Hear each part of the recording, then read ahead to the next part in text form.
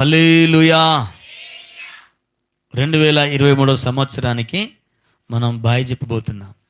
పోయేటప్పుడు బాయ్ చెప్తారు కదా. ఆ? యూట్యూబ్లో నేను చూశాను. ఆ? ఒక ముగ్గురు వచ్చిండు. ఒక ఆయన 2వ నెంబర్ వేసుకొని వచ్చిండు. ఇంకొక ఆయన 0 నెంబర్ వేసుకొని వచ్చిండు. 2020 మళ్ళా 23 కదా. ఇంకొక ఆయన మళ్ళీ 2వ నెంబర్ వేసుకొని వచ్చిండు. ఇక 3వ నెంబర్ని రమ్మంటే ఏడుతాడు. ఎందుకంటే 3వ నెంబర్ అయినా వస్తా అంటే ఆయన వెనుక 4వ నెంబర్ అయినా వస్తాడు. ఇక మరి 4వ నెంబర్ అయినా వస్తే 3వ నెంబర్ పోవాలి కదా అని అది జోగు పెట్టింది. దేవునికి స్తోత్రం. కాబట్టి మరి 3వ నెంబర్ పోతుంది, 4వ నెంబర్ వస్తుంది. మరి నువ్వు పోయే నెంబరువా వచ్చే నెంబరువా? స్తోత్రం చెప్పండి. హల్లెలూయా, హల్లెలూయా. కాబట్టి మనము ఎప్పుడు రన్నింగ్లో ఉండే నెంబర్గా ఉండాలి మనం. అవునా కదా? కాబట్టి సంవత్సరాలు వస్తూనే ఉంటాయి, పోతూనే ఉంటాయి. కాబట్టి ఈ సమయంలో మనము కొద్ది నిమిషాలు దేవుని యొక్క వాక్యాన్ని ధ్యానించుకుందాం. పరిశుద్ధ గ్రంథములో నుండి అపోస్తలుడైన పౌలు, పరిశుద్ధ గ్రంథములో నుండి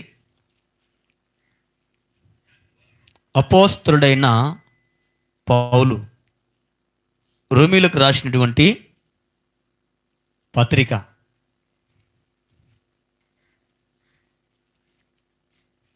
రోమీయులకు రాసిన పత్రిక 12వ అధ్యాయం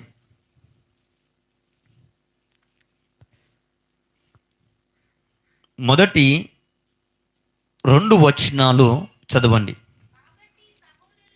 కాబట్టి సహోదరులారా, పరిశుద్ధమును దేవునికి అనుకూలమునైన సజీవ యాగముగా మీ శరీరములను ఆయనకు సమర్పించుకొనుడని దేవుని వాత్సల్యమును బట్టి మిమ్మును బతిమాలుకొనుచున్నాను.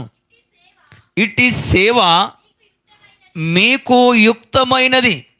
మీరు ఈ లోక మర్యాదను అనుసరింపక ఉత్తమమును అనుకూలమును సంపూర్ణమునయ్యున్న దేవుని చిత్తమేదో పరీక్షించి తెలుసుకొనున్నట్లు మీ మనస్సు మారి నూతన మగుట వలన రూపాంతరము పొందుడి.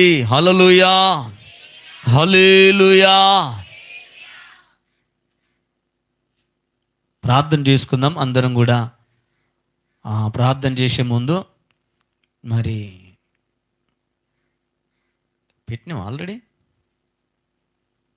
ఎవరు చెప్పి నీకు అట్లా అట్లా చేయొద్దని చెప్పినా కదా నీకు నేను